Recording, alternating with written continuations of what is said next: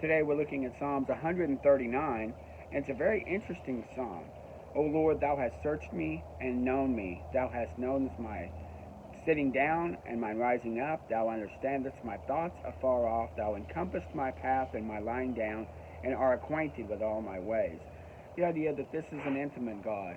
He's not just in the cosmos, he's also in the now, and he's in the intimate understanding. Jesus alluded to this when he talked about the hairs of your head were counted.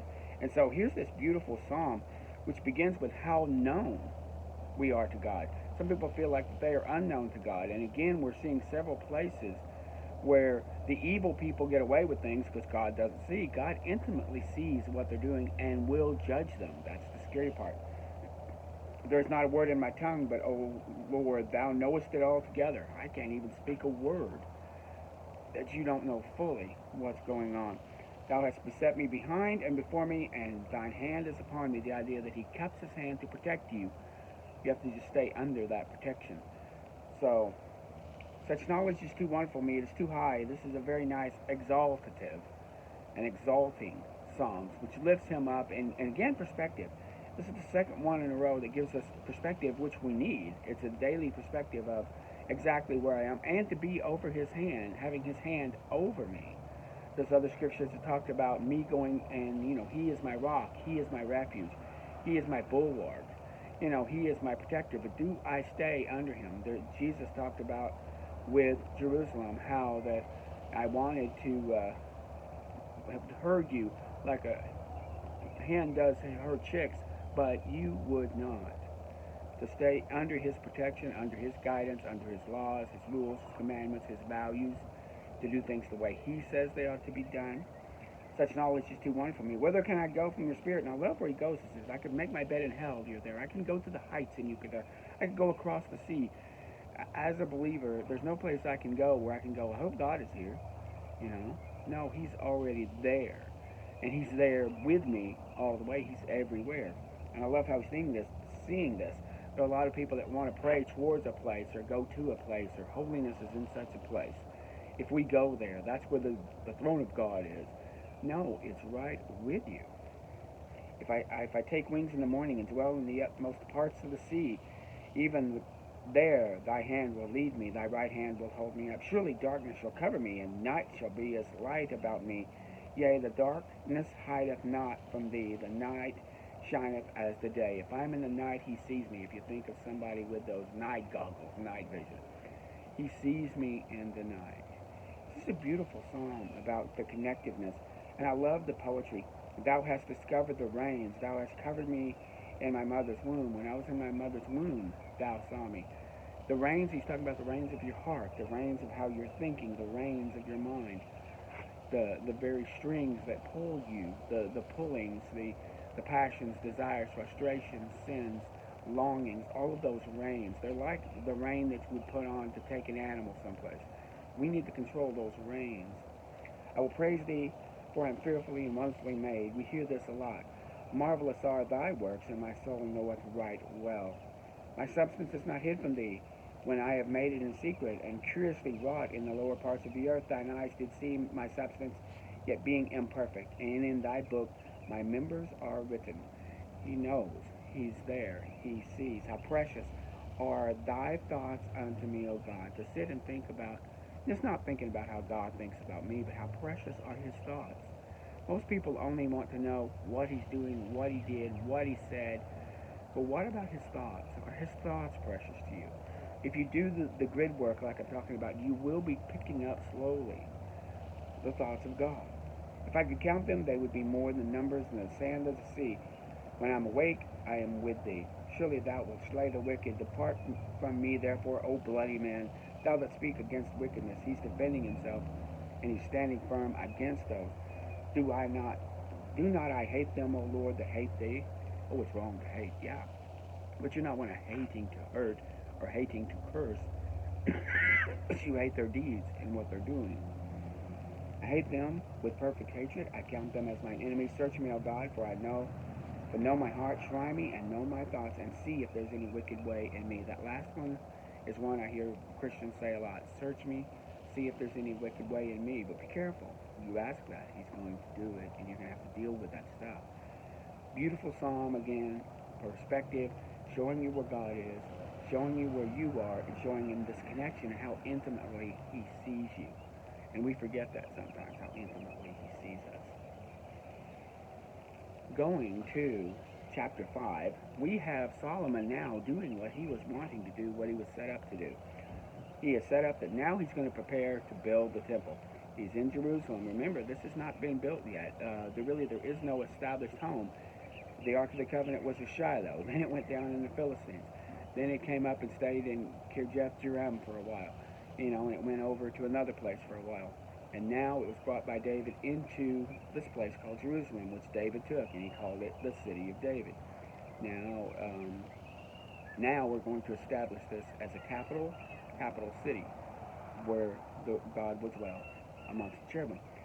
And so Hiram sees that Solomon is doing well, so he sends messengers to him. This Hiram of Tyre is the same guy that David contacted back in 2 Samuel to build his houses. He went and got cedar, and he went and got all this stuff, and brick, and laborers and stuff, and he got his house built. Now remember, it's not just one house going up with 4 stories, the whole house proper.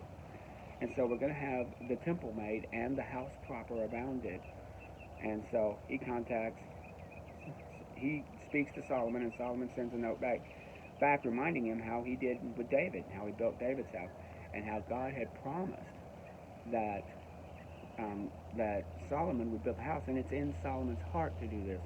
It's like a person who plays jazz. It's in their heart to play it, or someone who does art. It's in their heart to do it. It's in his heart to build this thing. Behold, I purpose to build a house unto the name of the Lord my God, as the Lord spoken to David my father. So he commands them. He's going to have them take out cedar trees, and you're going to have your servants be with my servants. And he goes, I'm going to pay for this. I'm going to pay for these things happening. This isn't free stuff. This isn't free offerings to Yahweh. He's going to get involved with paying them. He goes, hew me cedar trees, and my servants shall be with thy servants unto thee, and I will give hire unto thy servants. I'm not just going to buy from you. I'm going to hire your servants to move the stuff. So this, not only is Hiram, wanting to do this for a friend of his, for his friend's son, but he's also going to make some bank. And Solomon is wanting to also pay. He's got all these riches. And so he hires these servants to work with his servants according to that which appointed. For thou knowest that there is not among us any that can skill timber like Sidonians. So he pays them a compliment. Nobody does timber like you guys. Tyre and Sodom was also on the Mediterranean, and they had goods coming in all the time. So your best stuff was coming in, your oils and your wines and all the best stuff that came in through Tyre.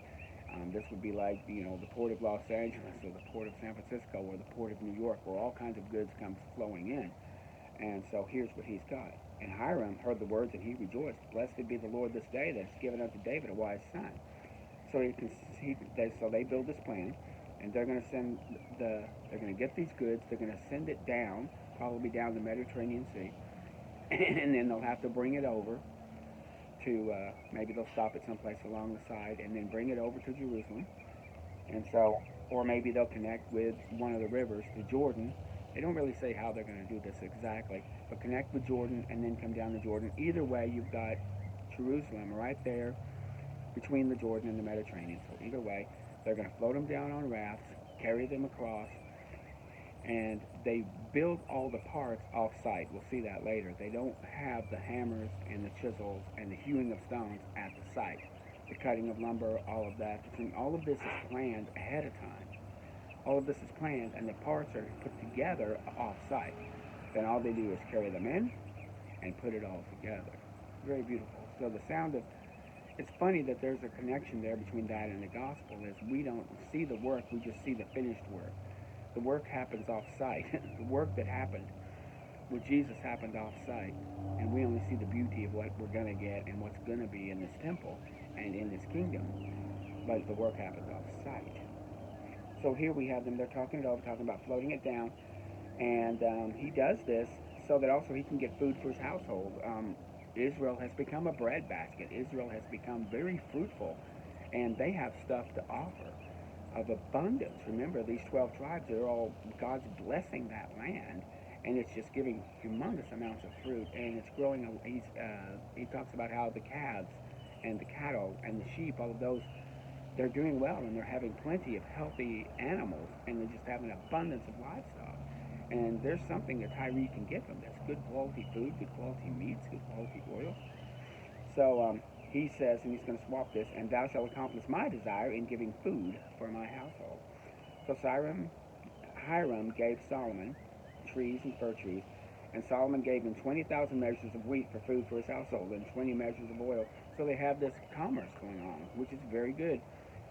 Notice they're not striking agreements, they're not striking bargains, they're not creating political anything. They're just setting up this example. That's just mercantilism. This is just trade. And the Lord gave Solomon wisdom as he promised him, and there was peace between the two. So he raises a levy of men. And this interesting thing about these men, he raises up 30,000 men, and he sends them to Lebanon. But he sends them for 1 month at a time. These are hired men. And again, this would be if you told a 20-year-old, I was thinking about this last night, this isn't slavery. If you went down to a 20-year-old with nothing to do and said, I'll pay you $10,000 to go be in an oil field for 1 month, you probably go, sure, send me down there. I can I can work in an oil field for 1 month for $10,000. Well, here's the deal. You do your 10,000, you go home for 2 months, come back, get another 10, go home for 2 months, that kind of thing. That's similar to what he does here. I'm going to send 10,000 people, men, by courses, a month at Lebanon and 2 months at home. And so they have this levy. He also gets 70,000 to bear burdens and 60,000 to hew in the mountains to get these stones out. And once again, we act like, well, this is slavery. This is work. Have you ever seen people working out in an oil field? Have you ever seen people working out in a coal mine? Have you ever seen people working out in any kind of industry? You know, um, that's what this is. So the idea that you're taking a levy and you're getting people and you're offering them a really good wage to go out and work for a month, stay home for 2 months, you get the idea here. And Solomon has officials over this that is going to watch over this and make sure it's run correctly. And he commands there are great costly stones that are made, and they get on to doing this. Chapter 6 tells us about the description of the temple. Again, this is the plan, and it's a beautiful plan. Um, Long plan, but it came, and I love how what Solomon does here, or what the Bible does. It'll give you a date, and it's again there's a beginning date, and you'll see an ending date. Spoilers: it takes 7 years to build this. Once again, 7 is an idea of completion. We also have the 7-year tribulation that ends with the millennial reign. The idea of the 7 is all over the place in the Bible. So it began in the 480th year after the children of Israel came out of Egypt. So this has been 480 years from when Moses led them out. And here they are in the month of Ziph, in the second month that he began the building the house. And he talks about how he's going to build it. Now, for this, I'm not going to get too lost in the nuts and bolts of this and that. When I was talking about the ark, the Noah's Ark, and some of the others, sometimes I would try to make cubits in the feet, and talk about, well, it's this many cubits, but that's actually this many feet. For this, I'm just going to say the word feet for cubits, and we're just going to build it in little bits to get an understanding. We're not going to use, not get it exact. It'll be to scale. So, like it says 60 cubits, I'm going to call that 60 feet. So it was 60 feet high. It was 20 feet wide and 30 feet long. So we get an idea. I could use yards actually because that would be longer, but just for scale, and this would be a small model in your head, it was actually bigger than that. I hope you know what I'm saying here. We're just going to use feet just for talking about it to put it in perspective, but actually a cubit is 20 inches, and we're dealing with 12. So we've gone down. We have a smaller temple in our head, but okay, I think you got that. Talks about the porch goes 20 cubits, therefore, and the breadth of it goes out 20 more feet. So you have 60 by 30 by 20, and then there's 20 more for a porch. So the priest had to walk up. And the steps were probably not shallow steps like you see at Machu Picchu or something. You could have had a step that went for 3 feet. So you took a step, took a couple of steps, took a step, took a couple of steps. You get the idea of doing this. Now there are pictures in your Bible. I'll go forward and show this. And there's pictures, all over. These pictures are just artist renditions. There are no actual pictures of this. So what we build is probably going to be similar to this. But again, it may not be exact. This is probably the most exact picture that I've seen in my Bible. But putting together in your mind is also very strong. So he talks about how he's going to do this. And so he's going to dedicate the temple. I'm sorry, he has describes the temple. He talks about what he's going to do with the porch, and there's going to have windows across the top that are narrow, and that's going to let in light, so it's not going to be a dark, gloomy place. And you get the idea that maybe there's an overhanging or something since it's a flat roof to keep the weather out, keep the rain out.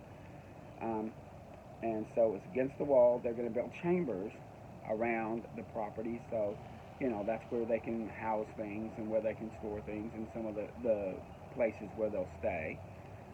The Remember that the temple itself will only have two rooms: the Holy of Holies and the holy place.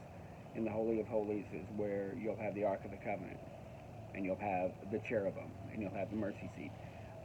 In the Holy of Holies, you'll only have the place for the bread and the light, the seven candlesticks. And you'll have these doors that open up and go in. That's it. This isn't a complex. This isn't a complex temple. God doesn't make complexity. He's so wonderful. He could make this so complex that it would drive our brains crazy, but yet he doesn't. So we've got the idea of what God's going to do. We've got the framework. Again, it's 60 by 30 by 20, putting in 20 more. It's going to have a wall kind of in the back, separating it out. They're going to build a veil to go there, and it's going to be tall and have a flat roof. Of course, it's not this roof. We're going to find out later that he's going to put rock, then wood, and cover that wood in gold. So this is going to be a very beautiful thing. So I'm going to stop right here, where we're talking about he's getting ready to talk about the courtyard. I don't like my videos to go more than about 20 minutes at the most, because I myself like to watch them for 20. Sometimes come in more time than that. I'm going to break with my routine where I would go chapter by chapter. We're going to stop here in chapter 6. I knew this was going to be big, and I knew I wasn't going to be able to handle it all in one and do the respect I want to do. So I'll come back and do another one and pick up right here on chapter at verse 6, where we'll talk about the chambers. This is very good stuff. Build it in your mind. It's wonderful. Thank you.